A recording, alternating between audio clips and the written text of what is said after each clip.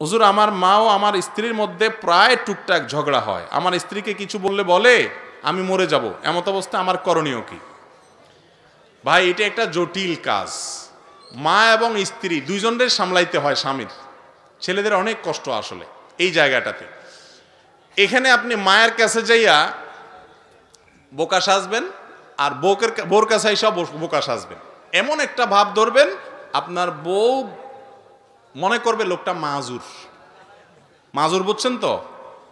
বেচারা মাজুর, ওই যে প্রতিবন্ধী যেরকম মাজুর থাকে এরকম মাজুর।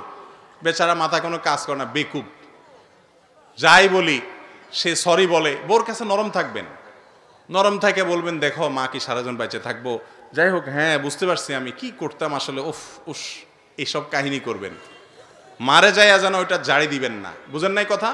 তখন বউ বলবে তুমি আসলে একটা বেকুব মানে, বলে হ্যাঁ এটা ঠিক বলছে, একবারে আমার আসলে মাথা যদি কিছু থাকতো আজকে এই সংসারে অশান্তি হইতো না, আমার কারণেই সব অশান্তি, আমি ব্যাককল। একটু নাটক করবেন আর কি, বুঝতে পারছেন? মহিলাদের কাছে যদি কেউ বেকুব সাইজা যায় তাহলে মোটামুটি মহিলা মনে করে যে আমি জিতে গেছি অর্ধেক, আর টেনশন নাই। বেশিরভাগ জামাইগুলা বউয়ের কাছে এসে পণ্ডিতি জাহির করে।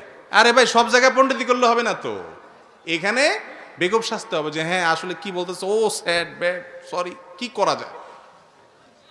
আমি নিজে শেষ হয়ে যাচ্ছি। আর মায়ের কাছে যায় বলবা মা কি করব বলো, আমার প্রতি আমারে বদদোয়া দিও না মা। মারটা মারে বুঝাবেন, বউরটা বোরে বুঝাবেন, দুই জায়গায় দুনা খাবেন। দুনা বুঝেন তো? মার কাছেও বকা খাবেন, বউয়ের কাছেও বকা খাবেন। ইনশাল্লাহ দেখবেন যে মোটামুটি আপনি মাঝখানে থেকে রেফারির মতো ভূমিকা রাখতে পারবেন। আর যদি মার কথা বোর গোষ্ঠী উদ্ধার করতে যান, বোর কথা শুনে মায়ের লগে বেয়াদবি করতে যান, তাহলে খাসিরা দুনিয়াওয়ালা আখেরা, দুনিয়া আখেরা দুইটাই যাবে। বউয়ের সাথে বেয়াদবি করে বউ হারাবেন, আর মায়ের সাথে বেয়াদবি করে জান্নাত হারাবেন। কথা কি বুঝাতে পারছি? খুব সচেতনতার সাথে কাজ নিতে হয়। স্ত্রীকে বুঝাতে হয় দেখো মা সারা জীবন বেঁচে থাকবে না, তুমি একসময় শাশুড়ি হবে। যদি দেখেন বেশি ওয়াজ টোয়াজ করলে গায়ের দিকে ছুড়ে বলে না না ঠিকই, তুমি ঠিকই বলছো, ওফ কি করা, আমি আসলে পারি না কিছু।